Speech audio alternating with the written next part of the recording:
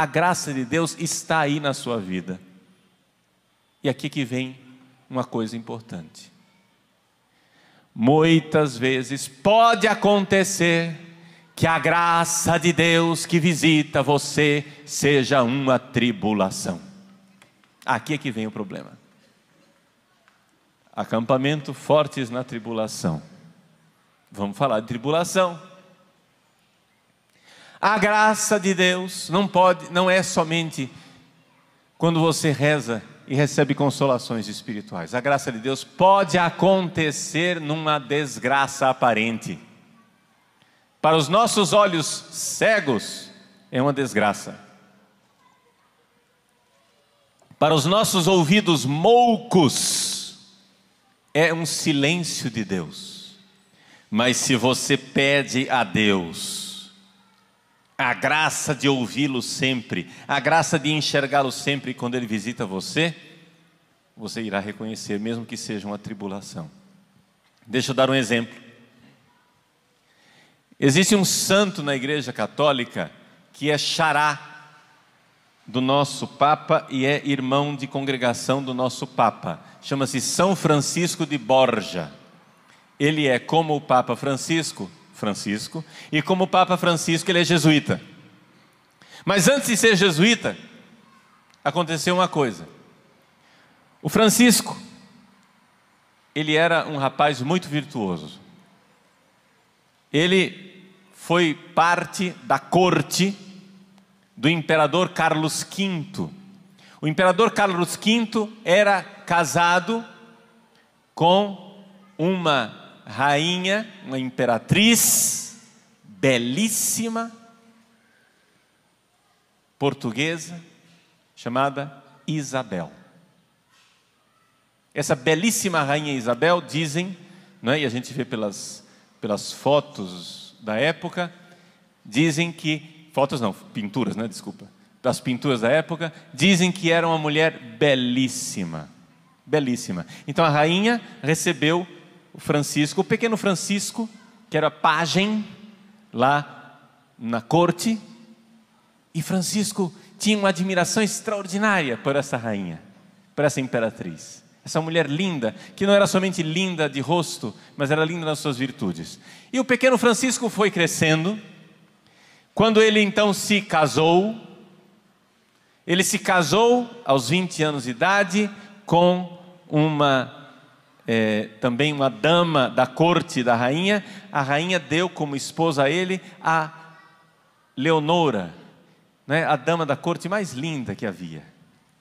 Então os dois se casaram, viveram um santo casamento, tiveram 8 filhos, com a graça de Deus, foram agraciados, foram abençoados por Deus com 8 filhos. Se você acha que 8 filhos não é uma graça, mude sua cabeça e vire católico. Filho é graça, tá?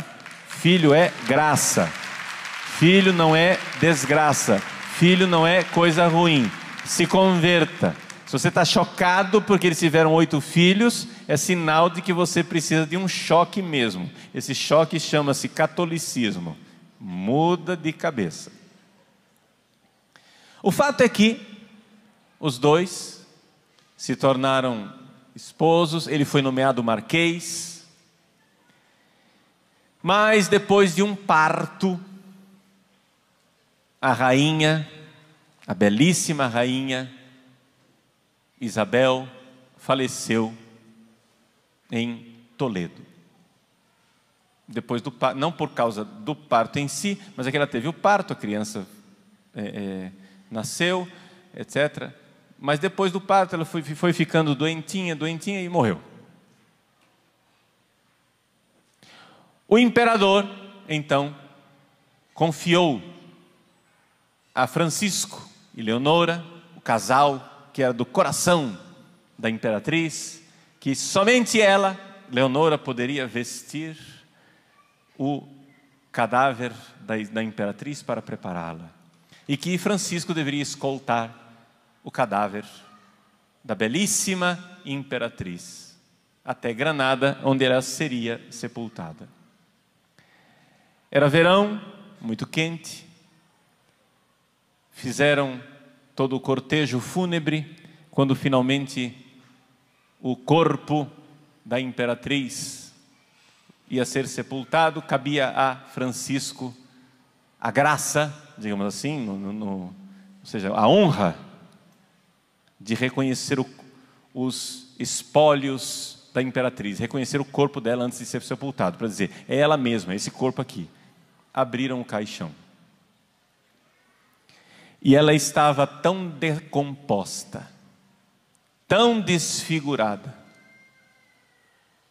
o cadáver estava tão horrível, que todo mundo, quando abriu a tampa do cadáver, do caixão, todo mundo saiu, porque o cheiro era insuportável. Francisco ficou ali diante daquele cadáver decomposto, daquele rosto comido de vermes, e disse para si mesmo: onde está a minha imperatriz? Onde está a minha bela rainha, a quem eu devotei os meus dias de serviço?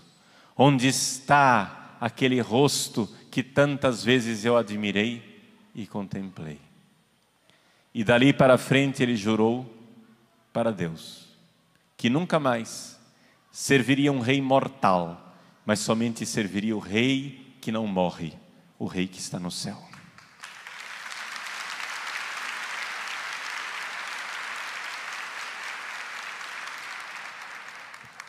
Naquela época, Francisco e Leonora já haviam feito voto de castidade.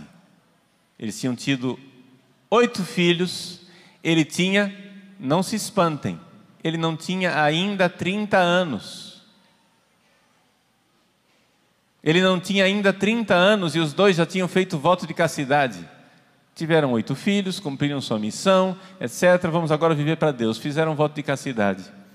Dali a pouco, num prazo de 6 anos, ele, de marquês, passou para vice-rei da Catalunha. O pai dele morreu, ele tornou-se duque de Gandia.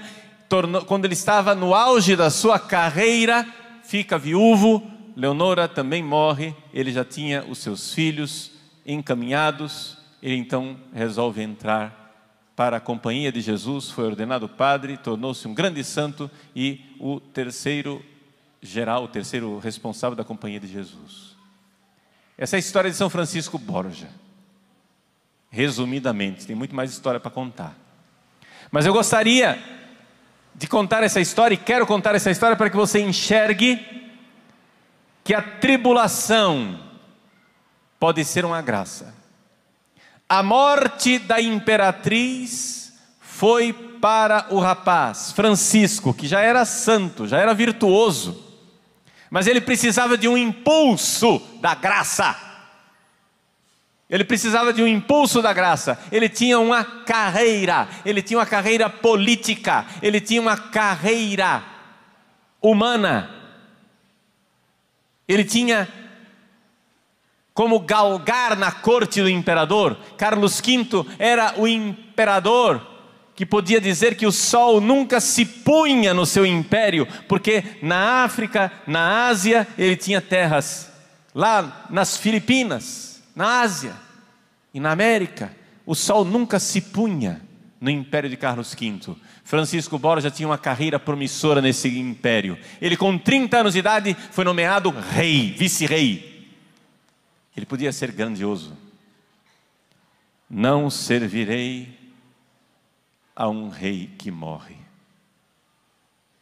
Vejam como a morte, que é uma desgraça, a morte que é uma coisa ruim, tornou-se o momento da graça.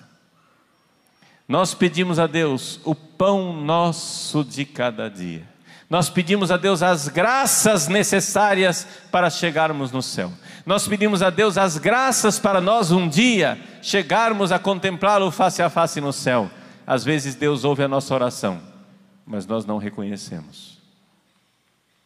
Às vezes Deus permite que a morte, a dor, a tribulação sejam a misericórdia que bate à sua porta. Meus irmãos, a misericórdia de Deus é como uma árvore. Essa árvore ela tem vários galhos, mas alguns galhos a gente não quer reconhecer. É por misericórdia de Deus que eu existo, é por misericórdia de Deus que eu recebo o perdão dos pecados, é por misericórdia de Deus que eu tenho os sacramentos, a fé, a igreja, as virtudes, é por misericórdia de Deus que eu tenho o alimento, a vida, o ar para respirar, a natureza belíssima para contemplar, é por misericórdia de Deus que eu tenho tudo, mas é também por misericórdia de Deus que nós somos castigados. Nossa, padre, que é isso? Deus castiga? Mas padre, Deus é amor? Deus é misericórdia? E eu digo, é verdade, Deus é amor e misericórdia, mas exatamente porque é amor e misericórdia, Ele castiga. Quem é pai ou mãe aqui, levanta a mão. Você já colocou o seu filho de castigo? Porque você odeia seu filho. Por que você colocou seu filho de castigo? Ó mãe malvada, ó pai cruel, porque você o odeia? Não. E se seu filho fizer bico e disser, eu estou com raiva de você, eu não quero saber de você, eu não amo mais você, você vai tirar o castigo? Não, porque você ama, mesmo quando o seu filho não compreende o seu amor. A tribulação pode ser um momento da graça de Deus visitando a sua vida. Deus pode estar batendo à porta. São Máximo, confessor, um grande santo da igreja, que viveu no primeiro milênio, século VII, São Máximo disse assim: os idiotas clamam a misericórdia o dia inteiro, quando ela se manifesta não a reconhecem. Deus pode estar batendo à sua porta, assim como a imperatriz Isabel, falecida e morta, ali foi um momento de graça divina para São Francisco Borja. Deus pode estar chamando você e dizendo, corações ao alto, não sirva mais a uma imperatriz mortal, sirva a um rei que nunca perece. Pode ser que você estivesse querendo bens materiais e diante dos bens materiais destruídos, Deus diz a você, acumulai tesouros no céu, onde nem a traça come e nem a ferrugem corrói. Pode ser que seja Deus visitando você, e você não está enxergando. Quantas e quantas vezes eu já ouvi confissão de pessoas, senhoras, por exemplo, atribuladas, mães de família, que dizem assim, padre, eu rezo tanto pela conversão da minha família, e minha família não muda nunca, e eu só vejo as coisas precipitando, e cada vez piores, e eu digo, minha filha, você tem certeza que você está rezando pela conversão da sua família? Ela disse, estou, padre. Então você faz parte da sua família? Faço, padre. Reze pela sua conversão, porque a primeira pessoa que Deus quer converter é você. A tribulação pode ser exatamente um grito da misericórdia de Deus que está dizendo para você, pare de colocar coisas mundanas no lugar de Deus. Pare de ofender a Deus, buscando a felicidade num bem-estar, numa calmaria, numa paz aqui na terra, quando Deus na verdade quer te prometer o céu e quer que você eleve o seu coração. Onde está a sua esperança? Onde está a sua esperança? A sua esperança está ancorada no céu, ou sua esperança está agarrada ao Titanic que afunda? Onde está a sua esperança? É no céu ou no navio que afunda? Então pare de pedir a próxima música. Pare de ficar entretido com a orquestra. Corações ao alto. Então vejam que aqui o Pai Nosso continua. Tem mais 3 pedidos. Esses 3 últimos pedidos são pedidos negativos. São pedidos para tirar o empecilho, aquilo que está atrapalhando a gente de ir para o céu. Primeiro empecilho, o mais radical de todos, o que realmente pode fechar a porta do céu para nós, é o pecado. Perdoai-nos as nossas ofensas, assim como nós perdoamos a quem nos tem ofendido. Que Deus nos livre do pecado, porque o pecado é a única coisa que realmente pode fechar a porta do céu para nós. Mas nós pedimos realmente que Deus perdoe os nossos pecados? Outro dia, acontece às vezes, dá aquele no meio da noite, dá um clique assim, você acorda, 3:30 da manhã, e agora? O sono foi embora, o que é que eu vou fazer? Então, tomei banho, comi uma coisinha na cozinha, foi aqui na casa do Monsenhor Jonas, esses dias agora. Fui à cozinha, assaltei a geladeira, comi alguma coisinha, voltei para o quarto, fui rezar. E eu então comecei a colocar a minha vida diante de Deus desde a minha infância, das vezes que eu ofendi a Deus, fui pedindo perdão. Aí alguém vai chegar e dizer assim: mas padre, esses pecados já foram perdoados, o senhor não precisa ficar revirando eles. Mas eu não estava revirando pecado com complexo de culpa, eu estava amando a Deus, agradecendo a Ele o quanto Ele me perdoou. Porque a gente se esquece de agradecer a Deus todas as maravilhas que Ele nos perdoou. E eu comecei a contar para Deus os pecados e cantar as maravilhas de Deus, da misericórdia e da bondade, do quanto Ele me perdoou. Amanheceu o dia e eu ainda estava lá nos 11 anos de idade. Ficou para rezar o resto da oração outro dia. Mas quantas coisas maravilhosas Deus nos perdoa. Perdoai-nos as nossas ofensas, é o perdão de Deus. Eu falei para vocês, nos 4 primeiros pedidos, o quanto Maria era um modelo de oração, mas aqui eu não posso fazer isso. Por quê?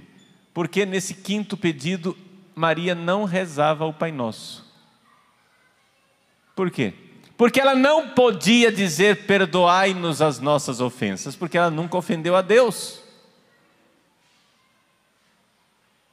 Está entendendo? Nem Jesus e nem Maria rezam o Pai Nosso. Não do jeito que a gente reza. Que é isso, padre? Mas Jesus disse, Pai Nosso. Sim, Ele disse, quando orardes, vós dizei, Pai Nosso que estais no céu. Vós, vocês digam. Perdoai-nos as nossas ofensas. Maria não diz perdoai-nos as nossas ofensas. Maria diz, perdoai, Senhor, as ofensas deles. Como Jesus na cruz, Pai, perdoa-os, eles não sabem o que fazem. Esse é o Pai Nosso de Jesus. Ele pede perdão pelos nossos pecados. Ele pede para que Deus não considere os nossos pecados. Então Nossa Senhora reza conosco, mas de um jeito diferente. Ela pede a Deus o perdão dos meus pecados. Minha Mãe do céu, ajudai-me a pedir o perdão dos meus pecados. Segundo obstáculo e empecilho para a gente chegar lá no céu é a tentação. Tem muita gente que diz assim: ai, meu Deus, que não haja tentações na minha vida.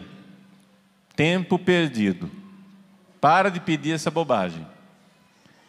Se você está pedindo para não ter tentações, está gastando saliva à toa. Deus não vai ouvir essa oração. Deus ensinou a gente não ter tentações. Ensinou a não nos deixeis cair em tentação. Ou seja, que a tentação vai haver, mas que a gente não caia. E por que é que Deus permite a tentação, padre? Chegamos ao coração do nosso acampamento. A palavra tentação, peirasmos, tem um outro sinônimo também, muitas vezes, no dia a dia da vida, que é a tribulação, tlipsis. Ou seja, a tentação pode ser feita, uma tentação pelo diabo, para que você caia e peque. Mas pode haver um tipo de tentação que não vem do diabo, não é essa que Jesus fala no Pai Nosso, mas em todos os casos, só para esclarecer, existem as provações, as tribulações, que são um convite a nós sermos melhores, são um convite a nós amarmos mais. Então, quando a gente vê que existem tribulações que são um convite de Deus para nós amarmos mais e sermos mais generosos, nós então entendemos por que é que Deus permite que o diabo nos tente. Por que é que Deus, que é bondoso, misericordioso, amoroso, permite que esse coisa ruim, né, esse tinhoso, esse encardido, como dizia o Padre Léo, fique escorraçando a gente? Porque Ele quer ver o nosso amor. A gente mostra o amor quando a gente luta por uma pessoa, é ou não é verdade? As pessoas que você ama são as pessoas pelas quais você lutou. É a famosa história de Santo Antão, narrada na vida escrita por Santo Atanásio. Santo Atanásio escreveu a vida de Santo Antão. Santo Antão era um padre do deserto que vivia, né, dedicando sua vida de oração como eremita, sozinho no deserto. Um dia Antão foi atribulado terrivelmente por Satanás. O diabo apareceu para ele em forma de mulher, e Antão clamou a misericórdia de Jesus. A mulher foi embora.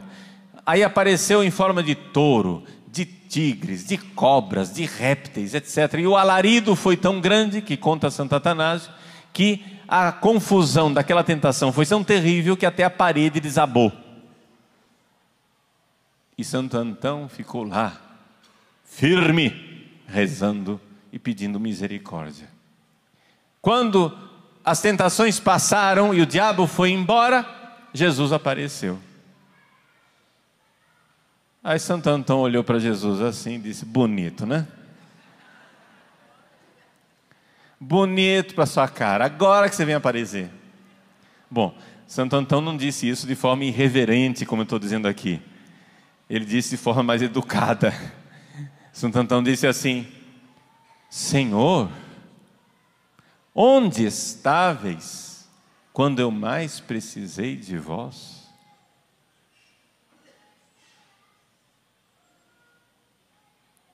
Eis aí, onde está Deus no momento da tribulação?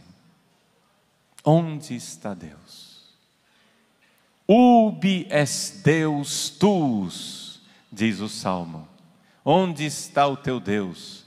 Dizem os ímpios, na hora que nós estamos no chão, na hora que nós estamos derrubados. Onde está o teu Deus? Jesus então olhou para Antão e disse: Antão, eu estava o tempo todo aqui, mas eu queria te ver lutar.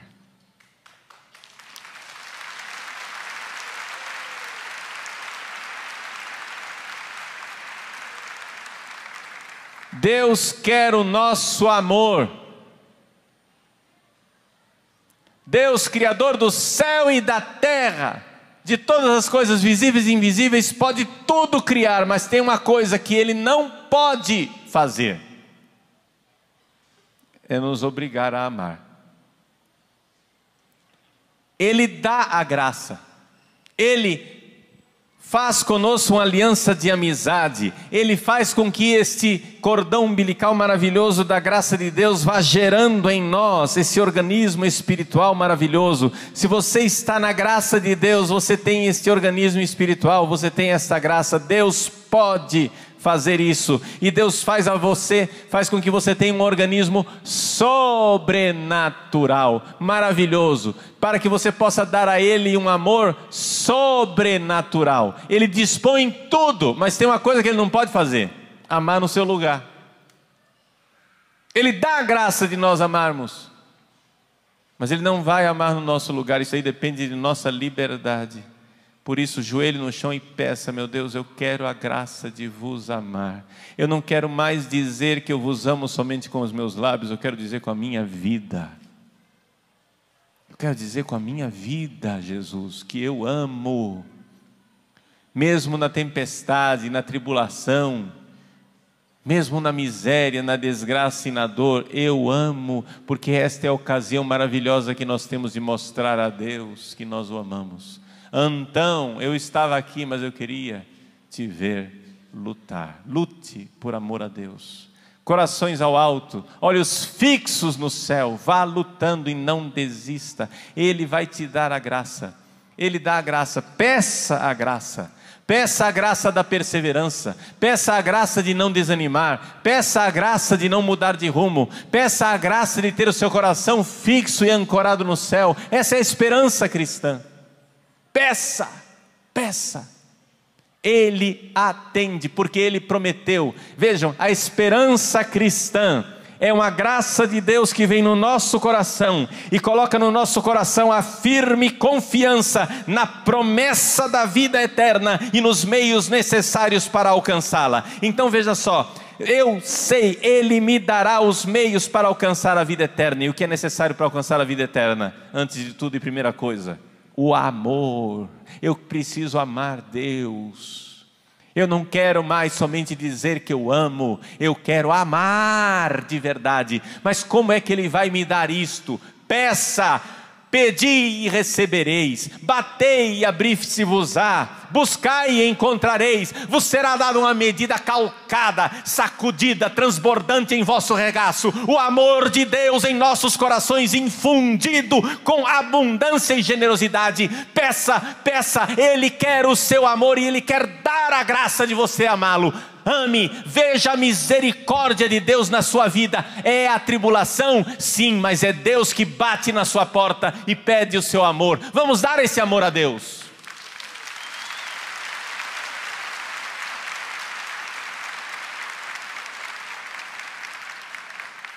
Todos os grandes santos e santas de Deus viveram um momento de túnel escuro. Todos os grandes santos e santas de Deus, seguindo o modelo que é Maria, viveram o sábado santo, o momento da solidão terrível e avassaladora, em que parecia que a fé havia desaparecido do meio da terra. E aí Maria é nosso modelo. Ela que não se deixou abalar pelas tentações demoníacas, ela que não tergiversou, ela que não perdeu a esperança, ela que não se abalou, ela é verdadeiramente a nossa esperança. Spes nostra salve, nossa esperança. Ela é verdadeiramente a mãe da esperança. Quando Cabral entrou nas suas caravelas lá em Portugal, o rei, que era, aliás, pai da imperatriz Isabel, o rei entregou a Cabral o estandarte real da Ordem de Cristo e a imagem de Nossa Senhora da Esperança. A imagem de Nossa Senhora da Esperança é uma imagem com Nossa Senhora com a criança num braço e no outro braço a pomba do Espírito Santo. O Espírito que gerou o Filho em Maria. Os dois braços de Deus, os dois paráclitos de Deus, como diz Santo Irineu de Lyon, Deus Pai, para nos salvar, Ele envia as duas mãos, os dois braços de Deus enviados ao mundo, são os dois paráclitos, o Filho e o Espírito Santo. Maria, a mãe da esperança, tem nos braços os dois paráclitos, os dois intercessores, os dois defensores, os dois advogados, Jesus e o Espírito Santo. Cabral trouxe esta imagem feita de pedra para o Brasil. E quando, no dia 22 de abril, se celebrou, 22 ou 23, agora a história me veio um lapso na memória. 21, descobrimento, mas depois a primeira missa, acho que é 23. Quando teve a primeira missa, olha lá no livro de história e confere, a data não importa. Quando teve a primeira missa no Brasil, eles então ergueram o altar e estava lá no altar a imagem de Nossa Senhora da Esperança. A esperança que ajudou Cabral a transpor os mares, a atravessar o mar tumultuoso e perigoso para chegar até as praias desta terra da Santa Cruz. Meus queridos, minhas irmãs, meus irmãos, também nós entremos na nau Capitânia junto com Cabral para fazer a travessia do mar desta vida. Também nós carreguemos conosco a Senhora da Esperança, a Senhora da Boa Esperança, aquela que é advogada nossa, aquela que intercede por nós, porque se você é fraco na sua oração, ela intercede por você, ela está com os dois paráclitos, abraçada com os dois paráclitos, que os seus braços de mãe sejam verdadeiramente um sinal destes dois advogados que nós temos junto de Deus, Jesus e o Espírito Santo. Deixe-se abraçar por Nossa Senhora, deixe-se abraçar pela Mãe da Esperança, deixe-se abraçar quando toda a esperança humana tiver desaparecido, quando até aquela pequena mecha que fumegava desapareceu debaixo de um balde de água fria, quando você já nada espera, saiba, ela espera contra toda a esperança, ela é a Virgem da Boa Esperança, ela não deixa você jamais, está com você no mais fundo do abismo e da escuridão da sua vida. E ela é modelo de nossa esperança. Por isso, a esperança nos coloca diante de uma grande pergunta, e com isso eu concluo essa pregação. Quem sou eu?